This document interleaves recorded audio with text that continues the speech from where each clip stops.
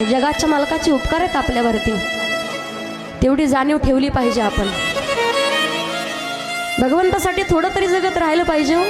देवाने दिलंय ना आपल्यासाठी, भाग्यवान समजा स्वतःला। भगवंतानं देणाऱ्याच्या यादीत बसवलंय आपल्याला, मागणाऱ्याच्या नाही।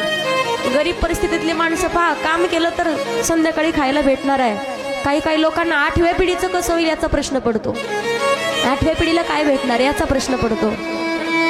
वारकरी संप्रदायाचा वारसा घरात असेल, आजी आजोबा वडील आई माळकरी असतील ना, तर लेकरांना सुद्धा सांगण्याची गरज पडत नाही की तुम्ही गळ्यात माळ घाला। का? त्यांच्यावरती संस्कार तसे पडतायत। आज लेकरू व्यसन करताय म्हणून आईला आत्महत्या करावी लागते। जिवंत असते ती माय, पण मेल्यात जमा असते का? संस्काराचा अभाव त्यांच्यावरती झालेला आहे, साधू संतांच्या विचाराचा अभाव त्यांच्यावरती झालेला आहे।